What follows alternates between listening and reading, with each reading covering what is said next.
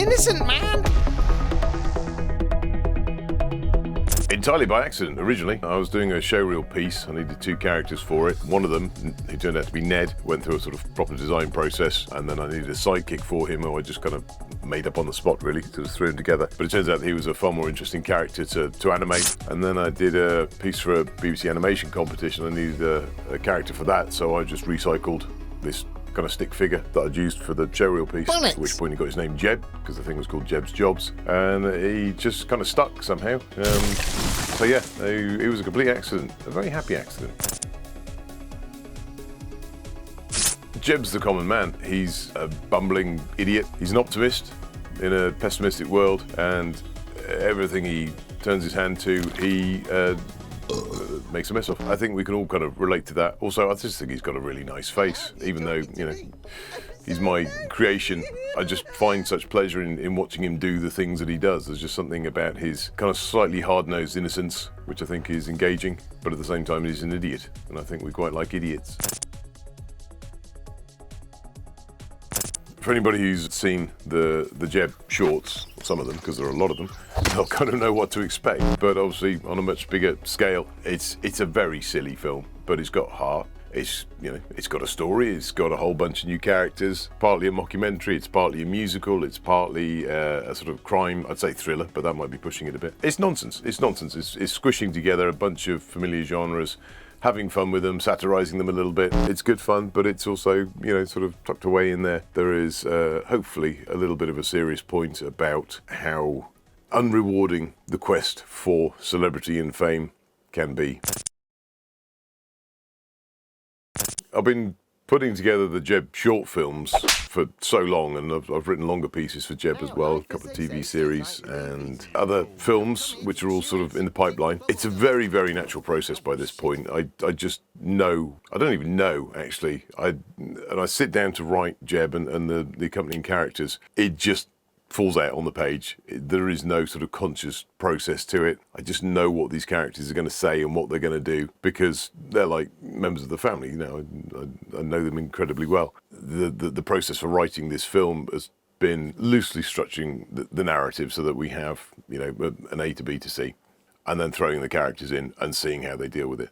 And that's been a lovely process, because sometimes the ideas that come just in the process of writing what the characters are saying to each other, that then changes or modifies in some way the direction that the whole thing is going. So it's quite a fluid, organic process, but it's all very much predicated on knowing those characters so well and giving them, I think, the kind of space, this probably sounds weird, but giving them the space to do what they do and see how that then influences what happens further down the line. And happily, it's been the case that they have kind of sort of led me through the storyline. We've got a very eclectic cast on this movie. At one end, we've got Roxanne, who's just graduated from drama school. It's the first thing she's done. And at the other end, we've got, you know, season favourites. We've got Colin Baker, we've got Anita Dobson, we've got Mark Arnold. If you don't know Mark Arnold, look him up on IMDb. He's got an amazing list of credits. Matt Barber, who a lot of people will know from Downton Abbey. Chrissy Wooner, who you might want to look up. One of my sort of long-time collaborators on JEB, Andrea Valls, has come back. People might know her from Waffle the Wonder Dog and Cheaters on the BBC. And also Bethany Springle, who, for those of you who've seen The Pen is Mighty, that was a TV pilot. She returns to reprise her role, and then a whole bunch of, you know, other people who are people that I've worked with or that I've come across their work and thought that they would be sort of ideal for the thing. And they've all been great, and that's genuinely the case. In their own different ways, they've all sort of contributed something unique and hopefully memorable.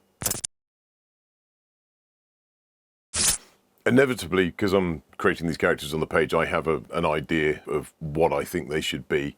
The pleasure in this process, once we sort of get into the room with the actors, is seeing what they bring to the table. Sometimes absolutely on the same page, just from the offset. Colin Baker, for example, from this reading the script and the brief character description and a sort of fairly short conversation we had about it in advance. He came into the studio and absolutely nailed the character. I barely needed to say anything to him at all. But then we've had a number of actors who've done multiple voices on the same day, so we've had to sort of skip from character to character, and that's been a slightly sort of more involved process of working through one character and then having a conversation about and doing some sort of experiments with voice and performance for the next character, even when those characters, they may be just, half a page or a few lines, they still need a sort of fully fledged character. So it becomes a sort of very interactive thing to see what they can bring to it, what we can make up on the spot, what my original thoughts are. It's a really nice collaborative process. We've found some unexpected and genuinely, I think, very funny performances. Yeah, I mean, so many. We all do. I think we absorb film and TV and books and just life in general, and we create this kind of mulch of influence inside ourselves, which we're not necessarily conscious of, but which inform, certainly, if you're in a sort of creative position, inform in subtle ways everything that you do. I wouldn't say that I'm influenced specifically by any particular filmmakers, because I don't want to be trying to be Steven Spielberg or trying to be Mike Leigh. I want to be whatever it is I am, but I'm conscious of the fact that what I am is, to some extent, an amalgam of the things that I've enjoyed and that have inspired me in the past. The one film I think that I always go back to, and it's not necessarily relevant in this, but I think it's there in terms of my sense of design, and it's there in terms of my sense of character and storytelling, is Terry Gilliam's Brazil, which some of you may or may not have seen. I don't know why particularly that sticks with me so much. I think I like the kind of the handmade feel of it slightly, because it's all pre-CGI. It's visually very ambitious. It deals with small characters in a big world, which I think, the JEB is that to a certain extent. And it has a kind of deconstructive approach to design, where you see the wheels turning behind the scenes, and that appeals as well. That sort of sense of breaking things down and showing the truth about how things function, how people function, how, relationships function. The main challenge with any movie is finding the money. If you've got money, you can get stuff done. That's the reality of it. It's, it's the same in any walk of life, any sort of business venture. The UK has a weird film industry. We don't have a studio system, obviously, and every time somebody starts a film, it is like building a brand new business from the ground up. And you need investment, that's the thing. We have a slight advantage, I suppose, in that, we've got an intellectual property in JEB that's been around for a long time. It's been field tested, massive audience for it. Some might think that would guarantee us investment, but it doesn't, because there's a gulf between what you see if you watch the short films on YouTube or wherever, and a feature film. And obviously a feature film has got to be, commercially viable. And we are dealing with quite a weird movie. So it becomes down to precedent to a certain extent. Are there lots of films like this out there that have done well at the box office, and therefore is it worth putting money into this? The reality is there aren't many films like this out there.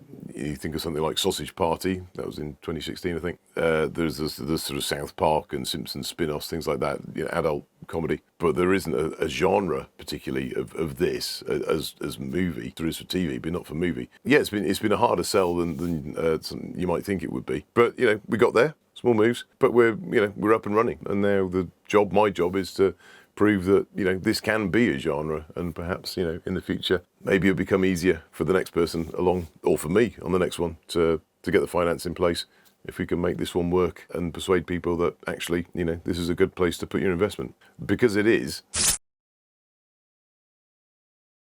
The animation style is going to be familiar to anybody who watches the short films. What we are doing, because we now can, is upping the ante in terms of the actual sort of finished look, the filmic look of it. By necessity, the short film's been a little bit basic. Now we have the opportunity to actually make the thing look beautiful. So I think it's going to look very nice. But it's still quite a naturalistic style of animation. It's not a kind of madcap kids film. Part of the thing that works about JEB, I think, is that the characters are, despite looking very weird, are quite human in the way they act and interact. But it's a naturalistic form of animation and movement. It's going to be a very silly roller coaster ride that swings from songs to bathos to sheer lunacy. You're just not going to know what's around the corner. A smile on their face, I think that's the key thing. And if they take away a sense that this has been done intelligently, that it is sort of coming from a place which is challenging but also embracing, that'd be great. And if they come away with a desire to see a sequel, that would also be great. You're very welcome, thank you, and please do pop along to YouTube and watch some of the short films, because that all helps. Our police,